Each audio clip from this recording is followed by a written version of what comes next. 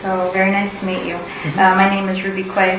Like I said, I'm a doctoral student at the Graduate School of Education. I'm interested in undergraduate math education, and I wanted to learn more about your experiences teaching, mentoring, interacting with undergraduate students. This is to satisfy a course requirement that requires me to gain interviewing experience. Keep in mind, this is in no way for evaluative purposes. We will follow the rules of confidentiality as outlined in the consent form. And I'm only here trying to understand how you perceive undergraduate math education from your perspective. In this 1-hour interview, I'm going to present you with a few classroom scenarios, and then I'm going to ask you questions about them. Then I'm going to present you with some definitions that we often use in education, and then, of course, statistics. I'm curious to hear what you think. By the end of it, I should have a better sense of your everyday experiences involving teaching and mentoring. So before we start, I'd like to know how you became a mathematician. Well, my parents met when they were math majors. So it's a family tradition. Yeah, basically. Yeah, that's right. Okay. So that's basically how it was. And were you, so you were introduced to math at a very early age? That's correct, yes. Okay. And then were you, sometimes we have parents that are interested in a certain field, but then their children more or less don't pursue that similar field. Yeah. And so what got you interested in mathematics other than being around mathematics all your life? Well, I was good at it from the early age, and I had a very competitive nature and a twin brother. And so okay. This sort of competition got me going, and one thing led to another.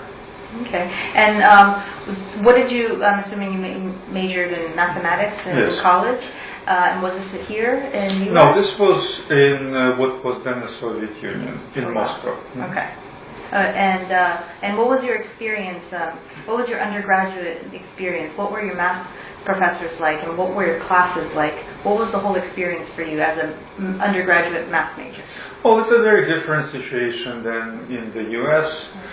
It's more of a European system where right after high school you decide on what your major is going to be. Okay. So most of the courses were mathematics. There were a few extra things like the history of the Communist Party.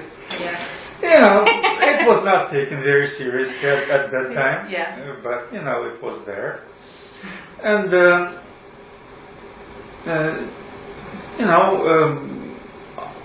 classes were fairly large, but I was a strong student. There was no issue getting access to the professors.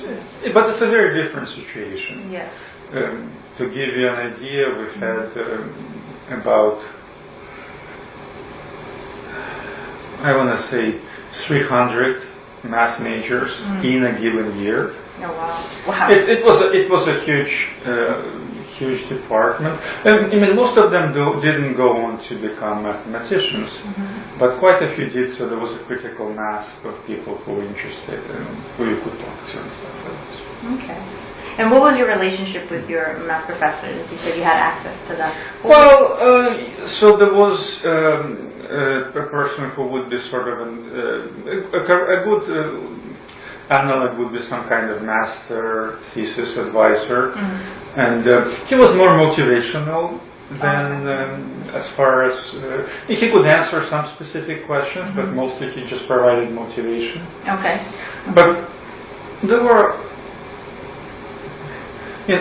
I was in a situation where I knew what I wanted to do, and I was just pursuing it. I was reading stuff on my own outside of classes. So it was easy.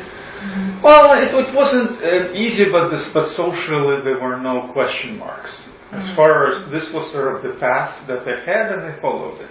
Right. There wasn't a whole lot of doubt whether I should do that, whether I should do something else. There was a question whether I would be able to do mathematics, but that's different.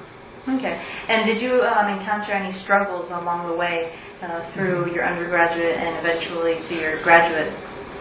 Yeah, everybody struggles with various aspects of mathematics. So I remember personally I struggled with the level of abstract thinking that was needed. So I found it challenging, and I was very relieved that at some point it stopped getting any more abstract.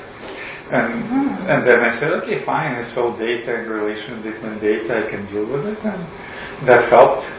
But everybody is different, you know. Yeah. But no, of course, you know, you struggle, but that's kind of part of the process. I think another thing is, you know, always to be a mathematician, you have to be able to tolerate frustration very well, because most of the time things just don't work, and you're looking for, you know, you're looking for that 1% of the time where you actually get something new and it's right. That's fairly typical. I mean, I think, I think, you know, some of it you just develop as you go along. But some people decide, well, I just don't like it. That's not for me. I'm gonna go write code where, you know, things generally work out. You know, so they're different.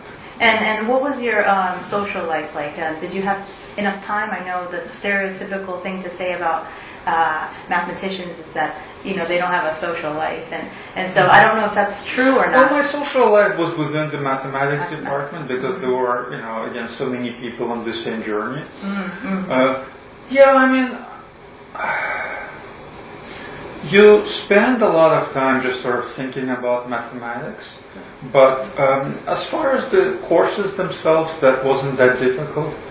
So, you know, my social life was fairly limited, but that was more of my personality than anything else. I certainly knew other people whose social life wasn't limited. So it really varies. Okay. And what about your graduate education? What was that like? So that was, so I spent a year in graduate school in Moscow, and then I went to Michigan to get my PhD. But by then I was very advanced, so I only spent about 3 years in Michigan, and that was just me learning more mathematics.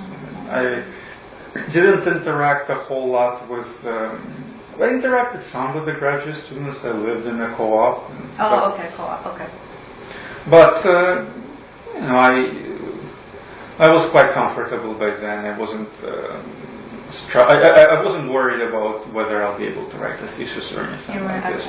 Yeah, no, I mean, I was very advanced, so I knew I had done enough, and I was one of the lucky ones, I guess. Yeah.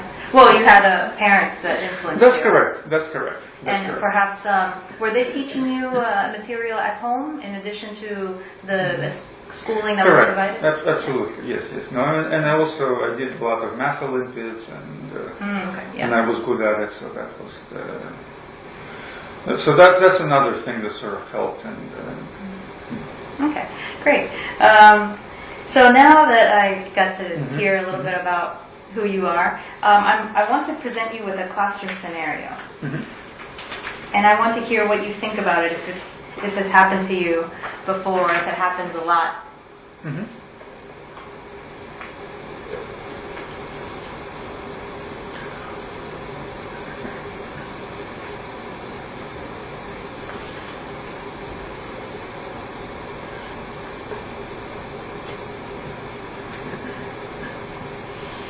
Well, there's a math teacher who, so let's see. So there are kind of two things here, right? Two things, yes. Yeah, I don't know. I'm personally fairly disciplined, so I sort of feel if a student is not paying attention, it's on the student. And or if a student is late, it's on the student. And to be fair, as an undergraduate student, I did skip my fair share of classes. Yes. But I was mostly able to just catch up. So,